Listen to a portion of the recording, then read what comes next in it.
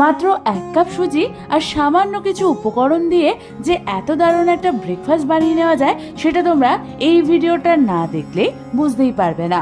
এই টিফিন রেসিপিটা কিন্তু বানিয়ে নেওয়া যেমন সহজ তেমনি বাচ্চা থেকে বড় সকলেরই খেতে খুবই ভালো লাগবে। তাহলে চলো আর দেরি না করে রেসিপিটা শুরু করে ফেলি।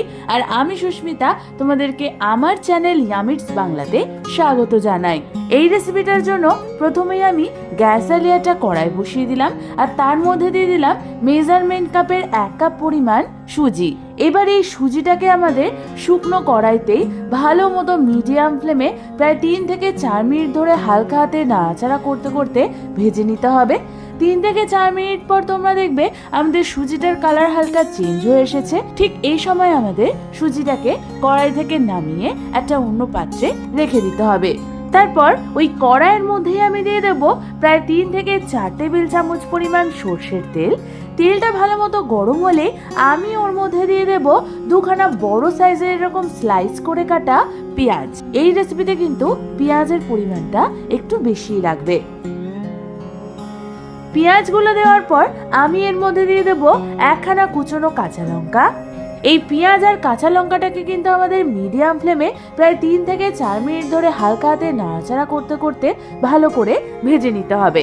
3 থেকে 4 মিনিট পর যখন তোমরা দেখবে পেঁয়াজের কালারটা হালকা চেঞ্জ হয়ে গেছে আর ভাজা ভাজা হয়ে গেছে, ঠিক ওই সময়ে আমি ওর মধ্যে দিয়ে দেবো আগের থেকে ভেজে সরিয়ে রাখা সুজিটাকে। আর দিয়ে দেবো 1 চামচ পরিমাণ নুন আর 1/2 চামচ পরিমাণ গোলমরিচের গুঁড়ো। নুন আর গোলমরিচ গুঁড়ো দিয়ে সুজিটাকে আমাদের সমস্ত কিছুর সাথে ভালো মতো নাড়াচাড়া করতে করতে মিশিয়ে নিতে হবে।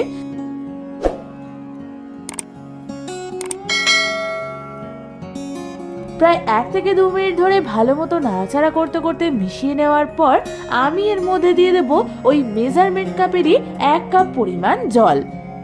এই জল দেওয়ার পর আমাদের মিডিয়াম ফ্লেমে সুজিটাকে কিন্তু কন্টিনিউ নাড়াচাড়া করতে হবে। কন্টিনিউ নাড়াচাড়া করতে করতে তোমরা দেখবে আমাদের সুজিগুলো ফুলে উঠেছে আর এর কনসিস্টেন্সিটা কিন্তু একটু ঝুরঝুরে হয়ে আসছে। ঠিক এরকম কনসিস্টেন্সি চলে আসলেই আমি এর মধ্যে দিয়ে দেবো স্বাদ অনুযায়ী চিনি। এই সুজিটা একটু মিষ্টি মিষ্টি খেতে হয়, তোমরা তোমাদের স্বাদ অনুযায়ী চিনি এখানে অ্যাড করবে। আর দিয়ে দেবো স্বাদ অনুযায়ী নুন। এবার এই নুন আর চিনি দিয়েও আমাদের মিডিয়াম ফ্লেমে এটাকে ভালো মতো একবার নাড়াচাড়া করে নিতে হবে। তারপরে আমাদের এটাকে একদম লো ফ্লেমে রেখে দিতে হবে যতক্ষণ আমাদের চিনিটা গলে যাচ্ছে। প্রায় 2 মিনিট এটাকে লো ফ্লেমে কুক করবার পর যখন আমাদের চিনিগুলো সব গলে যাবে তখন আমাদের এটাকে আরও একবার ভালো মতো নাড়াচাড়া করে নিতে হবে। ভালো মতো নাড়াচাড়া করার পর তোমরা দেখো আমাদের সুজির কনসিস্টেন্সিটা কিন্তু একদম ঝুরঝুরে মতো চলে এসেছে। ঠিক এরকম কনসিস্টেন্সি চলে আসলে কিন্তু তৈরি হয়ে যাবে আমাদের দুর্দান্ত স্বাদের সুজির এই ব্রেকফাস্টটা। হাতে মাত্র 10 থেকে 15 মিনিট টাইম থাকলে কিন্তু তোমরা এই রেসিপিটা ব্রেকফাস্টে ইজিলি বানিয়ে নিতে পারবে।